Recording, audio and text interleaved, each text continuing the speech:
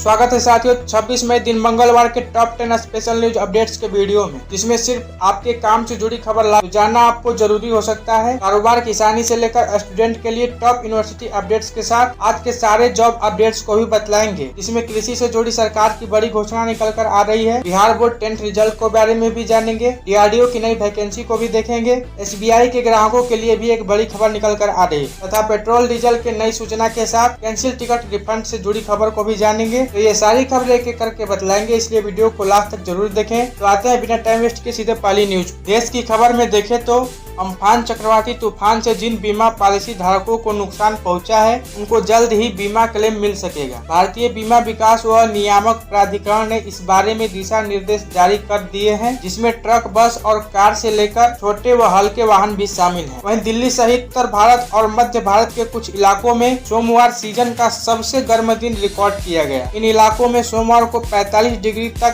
तापमान किया गया और लू भी चली। मौसम विभाग ने चेतावनी दी है कि अगले 2 दिनों तक हरियाणा, चंडीगढ़ और दिल्ली में हालात ऐसे ही रहेंगे। वही कोरोना अपडेट की बात करें तो विदेश से भारत आने वाले हर यात्री को 14 दिन क्वारंटाइन होना अनिवार्य हो गया है। साथ ही रहने का खर्च भी खुद ही को उठाना होगा। हालांकि मंत्रालय ने कहा है कि कुछ विशेष परिस्थितियों में लोगों को एकांतवास केंद्र में रहने की शर्त में छूट मिलेगी। इसमें गर्भावस्था, परिवार में किसी की मौत, गंभीर बीमारी या फिर 10 साल के छोटे बच्चों के माता पिता को होम आइसोलेशन में रहने की शर्त के साथ एकांतवास केंद्र में रहने की शर्त से मुक्ति मिल सकती है। इसके अलावा सभी को अपने फोन में आरोग्य सेतु ऐप रखना अनिवार्य होगा। वहीं अगली अपडेट में देखें तो कोविड-19 से सबसे ज्यादा प्रभावित 10 देशों की सूची में भारत पहुंच गया है। पिछले 24 घंटों में कोरोना के अब तक सबसे ज्यादा नए मामले सामने आए हैं। भारत में कोरोना वायरस मरीजों की कुल संख्या 1,38,845 हो गई है, जबकि इस वायरस से अब तक 4,021 लोगों की मौत हो चुकी है। वहीं पिछले 24 घंटों में कोरोना के 6,977 नए मामले सामने आए हैं और 154 लोगों की जान चली गई है। हालांकि राहत की बात यह है कि 57,721 मरीज कोरोना को मात देने में कामयाब हुए हैं और रिकवरी रेट सुधरकर 41.57% पहुँच गया है। बात करें कारोबार की तो लॉकडाउन के बीच रिलायंस इंडस्ट्री लिमिटेड ने लॉन्च किया है अपना ऑनलाइन ग्रोसरी शॉपिंग पोर्टल जियो मार्ट। जी हाँ, रिलायंस रिटेल के ग्रोसरी बिजनेस के CEO ने ट्वीट कर जानकारी दी है कि जियो मार्ट की देश के 200 से अधिक शहरों में सेवाएं दे रही है। कंपनी प्रोडक्ट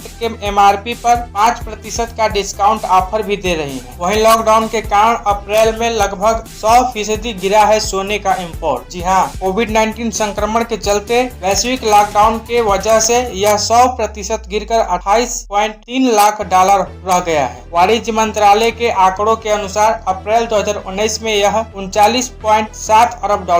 वहीं योगी सरकार श्रमिक कल्याण आयोग की तैयारी में है। सभी श्रमिकों को प्रदेश में ही रोजगार देने के साथ साथ सामाजिक सुरक्षा की गारंटी देने की भी तैयारी कर रही है। प्रदेश में अन्य प्रदेशों से अब तक 25 लाख कामगार और श्रमिक आ चुके हैं। साथ ही बिहार के किसानों के लिए भी एक बड़ी खबर निकल कर आ रही है। जल्द ही 500 करोड़ रुपए की योजना टॉप टू टोटल को राज्य में शुरू करने की योजना बना रही है। योजना के जरिए किसानों को आर्थिक और तकनीकी मदद मुहैया कराई जाएगी। चौथी बड़ी खबर में देखें तो 1 जून से मिजोरम सरकार ने पेट्रोल पर 5% और डीजल पर 2.5% वैट बढ़ाने की घोषणा की है। बता दें कि लॉकडाउन में हुए नुकसान की भरपाई के लिए राज्य सरकार ने ये कदम उठाया है। वहीं देश में सोना आयात में आई भारी कमी के कारण देश का व्यापार घाटा कम करने में मदद मिली है। बता दें कि पिछले 5 महीने से लगातार सोने का आयात कम हुआ है। एक बड़ी खबर में देखें तो लॉकडाउन से पहले अगर आपने किसी रेल टिकट का काउंटर के जरिए ट्रेन टिकट बुक कराया था तो अब आपको रिफंड मिल सकेगा। रेल सेवाएं बंद होने के चलते कई ट्रेनें कैंसिल हुए, जिनका रेलवे अब रिफंड दे रही है। यात्री सोमवार से आरक्षण केंद्र पर जाकर टिकट जमा करके रिफंड ले सकते हैं, पर इसके कुछ नियम भी हैं, जैसे कि 22 से 31 मार्च तक के टिकट के, 25 मई से 1 से 14 अप्रैल तक के टिकट के, 1 जून से 15 से 30 अप्रैल तक के टिकट के, 7 जून से 1 से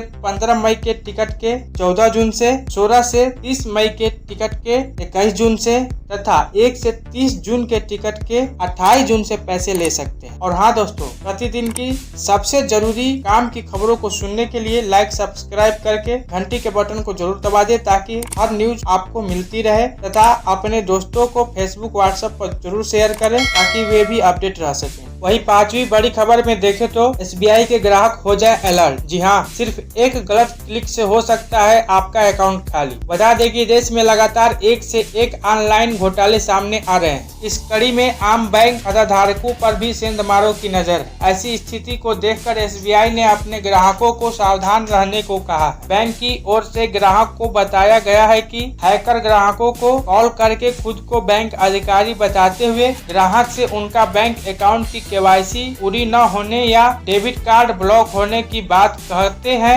और ग्राहक से ऐप डाउनलोड करा लेते हैं तथा फोन या सिस्टम को हैक करके फोन पर आए OTP को देखकर बैंक खाते से सारे पैसे उड़ा देते हैं। इसलिए आपसे कोई भी एक अक्षर या एक अंक भी पूछे तो उससे न बताएं। वहीं RBI द्वारा रेपो रेट में 40 आधार अंक की कटौती के बाद कोटक महिंद्रा बैंक ने सेविंग डिपॉजिट पर ब्याज दरों में कटौती कर दी है, जिसकी नई दरें 25 मई 2020 से लागू हो चुकी हैं। टेक्नोलॉजी न्यूज को देखें तो WhatsApp एक नए फीचर पर काम कर रहा है, जिससे यूजर्स के लिए QR कोड को स्कैन करके उनकी सूची में संपर्क जोड़ना आसान हो जाएगा। WhatsApp बीटा को ट्रैक करने वाली एक fan website WA Battle Info की एक रिपोर्ट के अनुसार QR कोड स्कैनिंग को सबसे पहले iOS बीटा में पेश किया गया था और अब ऐप को Android बीटा के लिए तैयार किया जा रहा है। वहीं चीन ने दुनिया की पहली 3D न्यूज एंकर बनाया है जो आर्टिफिशियल इंटेलिजेंस से काम करती है तथा खबरों के मुताबिक अपने हाव भाव को भी बदल सकी है। साथ ही देश की सबसे बड़ी कार निर्माता कंपनी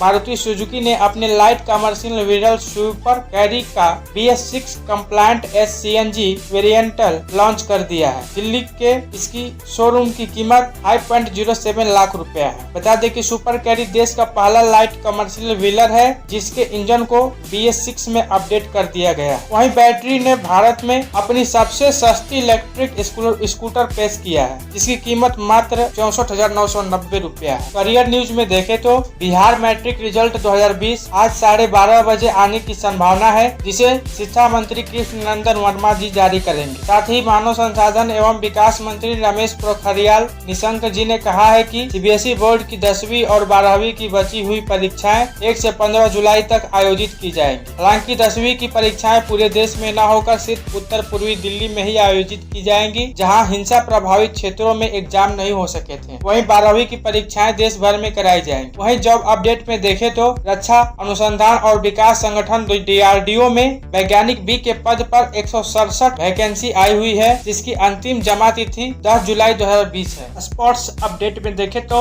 IPL के आयोजन को लेकर शिखर धवन ने कहा है कि IPL खिलाड़ियों और दर्शकों में सकारात्मकता ला सकता है, क्योंकि कोरोना वायरस के इस दौर में क्रिकेटर और दर्शक दोनों ही घर में ही कैद हैं। बता दें कि ऐसी स्थिति में खबरें आ रही हैं कि शायद अक्टूबर-नवंबर में होने वाला T20 वर्ल्ड कप नहीं होगा और उसकी जगह पर BCCI उस वक्त भारत में IPL का आयोजन करेगा। शिखर की तरह दुनिया भर के खिलाड़ी बेसब्री से IPL का इंतजार कर रहे हैं, क्योंकि इस टूर्नामेंट से रोमांच के साथ साथ पैसा भी भरपूर मिलता है और इसका फायदा सभी क्रिकेटर्स को होता है। अगली न्यूज अपडेट में सोनू सूद समेत बॉलीवुड के बड़े बड़े कलाकार सलमान खान, चिरंजीवी, प्रभास आदि जैसे दिग्गज कलाकार लोगों को न सिर्फ पैसे, भोजन और चिकित्सा मुहैया करा रहे हैं, बल्कि अपनी संपत्तियों को पृथक पृथक केंद्रों के तौर पर इस्तेमाल करने की पेशकश भी कर रहे हैं। बता दें कि सुपरस्टार अमिताभ बच्चन ने भी 1 लाख दैनिक कामगारों के परिवारों को 1 महीने का राशन देने का प्रण किया है। मौसम पूर्वानुमान की बात करें तो अगले 24 घंटों के दौरान असम, मेघालय, अरुणाचल प्रदेश, नागालैंड और मणिपुर में मध्यम से बारिश हो सकती है। शेष पूर्वोत्तर भारत, उत्तर हिमालयी, पश्चिम बंगाल, सिक्किम और दक्षिण कर्नाटक के कुछ हिस्सों में हल्की से मध्यम बारिश के आसार है। अधिक जानकारी आप स्क्रीन पर देख सकते हैं। इसी के साथ आज का India headline news updates video को यहीं पर समाप्त करते हैं तथा रोजाना की तरह आज का करंट क्वेश्चन आपसे ये है कि भारत का सबसे ज्यादा कोरोना संक्रमित राज्य कौन सा है? अगर आप जानते हो तो कमेंट में उत्तर जरूर दें। आप सभी का धन्यवाद। जय हिंद, जय भारत।